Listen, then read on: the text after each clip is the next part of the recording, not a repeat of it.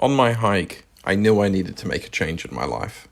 As my lungs buckled under the task I asked of them, I came to admit that it was time to quit vaping. I've been a smoker on and off for the past 7 years. 8 months ago, I transitioned to vaping. Although initially a seemingly healthier option, I can see that I'm still paying a price for my addiction to nicotine. So last week, I decided to quit. Yet, here I am, sucking away on a bag of used up pens, hoping to steal one last puff from each of their depleted batteries. I've cut back here and there, but after a certain amount of time, I can't help but go back. And I'm tired of that. My mum recommended I read a book.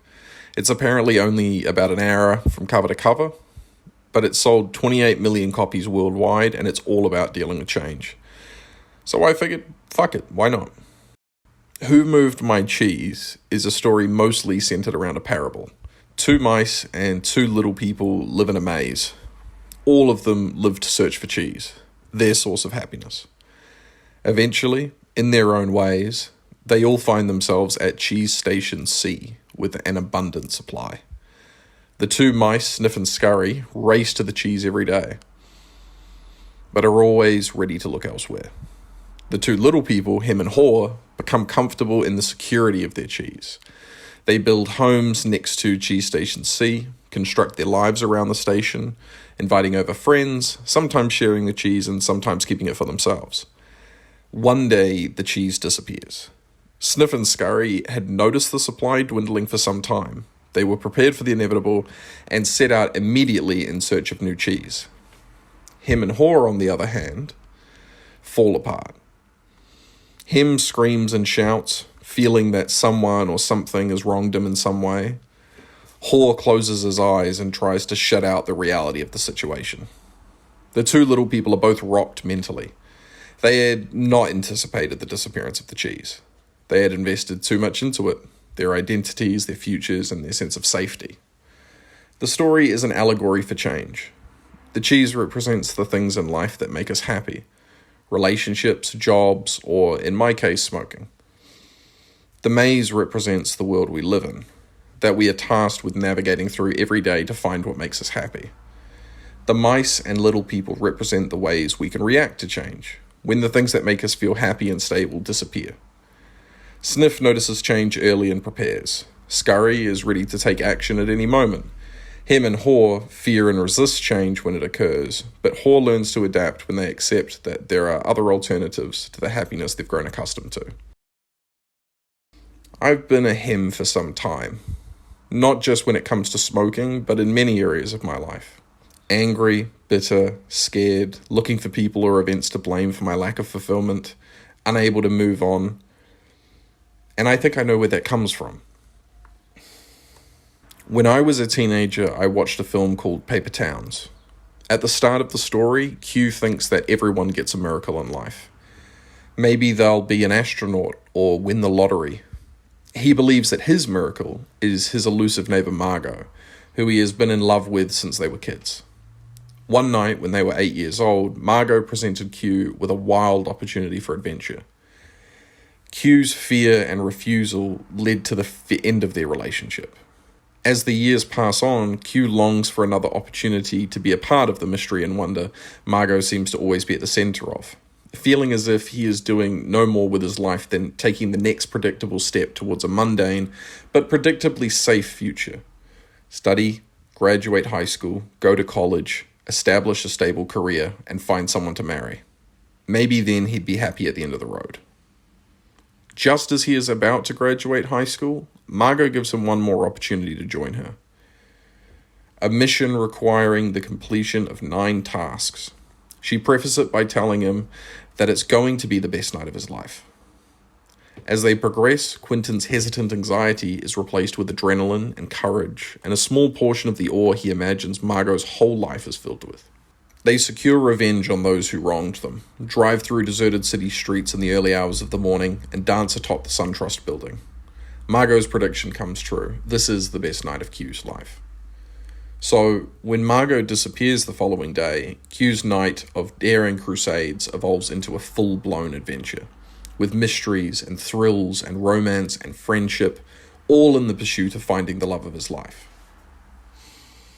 When I first watched Paper Towns, I saw so much of myself in Q.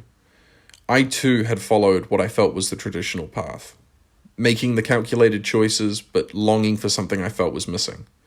I had solid things in my life, friends, good grades, a part-time job, but there still felt like there was this hole in my heart. At that point, I'd straddled between being a hem and a scurry, scurrying and taking action quickly in some areas, but in others hemming in a fashion that left plenty of regret. I could see change looming on the horizon, and it seemed my window was closing to have a certain life experience.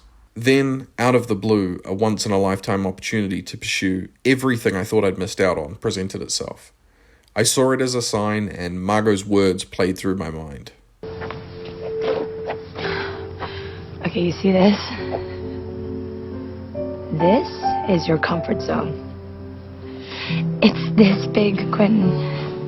All the things that you want in the world are way out there. The way you felt tonight, that is the way you should feel your whole life. So I jumped, excitedly thinking this was the night that would lead to my miracle, my great adventure just as I was about to graduate. I couldn't have been more wrong. Everything fell apart. I lacked the skills to navigate the terrain in front of me, and I spiraled. My cheese disappeared.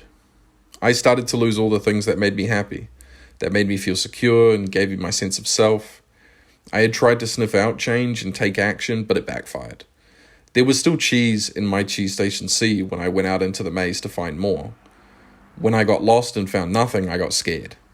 I rushed back to Cheese Station C, but suddenly all the cheese I'd left there was gone. I grabbed what few morsels were left and clung tightly to them, tried to make them last as long as I could, scared to venture out again, wondering why my call to adventure had gone so drastically different to Q's. Over the years, I stayed a hem, pointing my finger in every direction I could, angrily blaming the world for convincing me there was more cheese out there, only to rob me of the cheese I already had. I accepted the colorless existence I now lived in, my remaining cheese dwindling in size and growing moldy over time. The moment to change came time after time, but I never felt ready. So I grew weaker and more anxious, just like him and Haw. Looking back now, I think I actually missed the point of Paper Towns. At the end of Q's adventure, when he eventually finds Margot, he realizes that she isn't his miracle, that she's just a person trying to make sense of how to live as much as he is. He realizes that the thing he was searching for isn't the thing that made him happy, but in fact the experiences he had in the pursuit of it were the thing that made him happy. His willingness to break away from plans and routine and go all in on chasing what made him feel alive, and the many, tiny, ordinary miracles that came with it. Ditching school, going to a party, a road trip with friends, a time of many firsts when everyone else was focused on what was ending. There isn't one big miracle that defines our lives, but our lives are one big adventure, full of tiny miracles, lasts and firsts, the cheeses that we don't see coming, happiness we find along the road of pursuing false idols. Ordinary moments that are magical just to us. You just have to notice the opportunities when they're there. I've treated the last few years as if they were an imprisonment I needed to escape from. But it's just been another chapter of my grand adventure, full of plenty of miracles. Finding new best friends, playing a role in weddings, understanding who I am, and even going on a few road trips of my own. Since the trying experiences I went through years ago, I've occasionally dipped my toes back into the maze and looked for cheese. I wouldn't stay out long, and I'd always come back to Cheese Station C. And I did that despite often finding something good out in the maze. I've found cheese multiple times, experienced many of the things that I once sought out in that big singular miracle all those years ago. So why am I still here, in Cheese Station C, huffing on my vape, even though it leaves me more anxious than happy? The more I sit with this idea, the more I realize that vaping is a small part of a larger problem. My Cheese Station C isn't smoking, it's my current life. A lot of the things that once made this life meaningful have gone away. People I love have moved on to new chapters of their own. Time no longer feels abundant, and my current way of living feels wasteful. Even as I wrote down these thoughts, another component of what was giving me guidance and direction, for a moment, seemingly evaporated. And in that moment, just as him and Haw did, I screamed my frustration.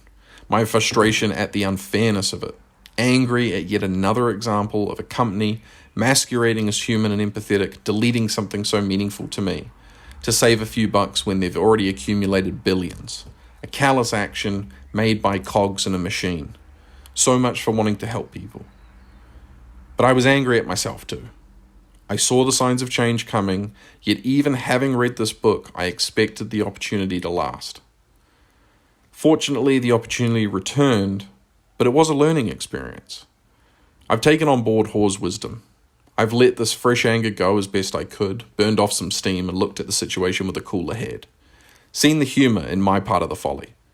I can see a life for myself, a new one, with so many amazing components that would make me smile ear to ear, even if there are some tough times ahead. I'm not going to waste any more chances. It's time to leave behind the old story of my life. A story of isolation and regret, a story of stagnation and hesitation, a story of being too scared to build something new. It's time to go out into the maze once more and find myself a new life, a new chapter. My plans will be disrupted, my resolve will be tested, and my doubts faced, but it's better than staying here. So, I took one last huff of my vape, recognized how little joy it gave me, smiled to myself, put it in a drawer, and left it there for good.